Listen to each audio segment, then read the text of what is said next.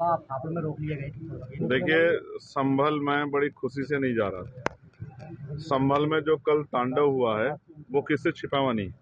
और जिस तरह से पुलिस के अधिकारियों ने, जो पीड़ित परिवार द्वारा बताया गया, जिस तरह से खुलेआम गोली चला के, अगर आप लॉ एंड ऑर्डर मेंटेन करना चाहते तो आप पैर की तरफ भी गोली चला सकते थे। लेकिन आजकल कुछ अधिकारी सरकार को खुश करने के लिए सीने पे गोली चलाते हैं, सर पे गोली चलाते हैं, और ये ज्यादातर मामलों में देखा गया। तो उन पीड़ितों का दर्द सुनने के लिए, क्योंकि सुबह हमने पार्लियामेंट में जैसे सेशन स्टार्ट हुआ हमने इस विषय को उठाया, लेकिन स्पीकर साहब ने सदन स्थगित कर दिया। उनको परमिशन है तो वो अपने अधिकारों का प्रयोग उन्होंने किया। हम अपने अधिकारों का प्रयोग करते हुए, मैं पीड़ित परिवार मिलने जाना चाहता था। मेरी वहां के अधिकारियों से बात हुई।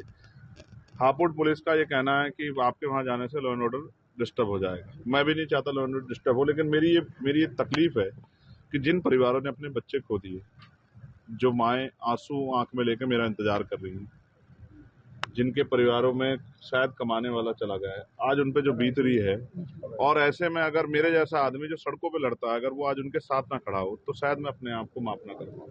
इसलिए मैं वहां जाना चाहता था। मैंने वहां के आईजी, डीआईजी से, वहां कमिश्नर से बात की।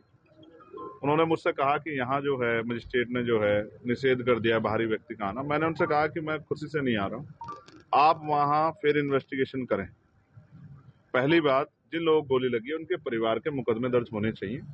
उन्होंने मुझे विश्वास दिलाया कि हमने वहां टीम भेज दी, परिवार जो भी कहेगा उनकी बात सुनी जाएगी, रिकॉर्ड की जाएगी, उस आधार पर वहां मुकदमे दर्ज होंगे। दूसरा, निर्दोष लोगों पर कार्रवाई ना हो। तीसरा, इस पूरी घटना की मजिस्ट्रियल जांच के और शायद उन्होंने आदेश दिए, लेकिन मैंने इसकी सीबीआई जांच की मांग की, वो भी सुप्रीम कोर्ट की निगरानी में। और चौथा और सबसे इंपॉर्टेंट, जो ऐसे अधिकारी हैं जो सिर्फ सरकार को खुश करने के लिए, इस तरह के ऐसे अधिकारियों पर कार्रवाई की जाए। उन्होंने मुझसे ये भी कहा है कि जैसे ही यहाँ के हालात सामान्य होंगे तो हम सबसे पहले आपको यहाँ बुलाएंगे, आप अपनी परमिशन डाल के रखो, लेकिन अभी हालात ऐसे नहीं। मैं समझता हूँ कि जनता को परेशानी नहीं होनी चाहिए, लेकिन आप ये सोचिए, क्या गोली के जरिए विरोध के आवाज को दबाना या हत्या करना, क्या ये इस तरह से देश चलेगा? संविधान के आधार पर देश चलेगा। जब इस देश में संविधान के आधार पर देश चल भी रहा है और वर्शिप एक्ट 1991 के अकॉर्डिंग 15 अगस्त 1947 को जो संपत्ति या धार्मिक स्थान जिस शक्ति के आधार पे था, जिसके पास था, जिस स्थिति में था, उसी स्थिति में रहेगा। जब ये ऑर्डर है, उसके बाद हर मंदिर में, हर मस्जिद में मंदिर खोजने की जो प्रक्रिया चली है, ज्ञानवापी में, मथुरा में, अयोध्या के बाद एक ट्रेंड बन गया है। और मैं समझता हूं कि इससे नौजवानों का कोई भला नहीं हो रहा है, लेकिन नौजवानों की जान जरूर जा रही है।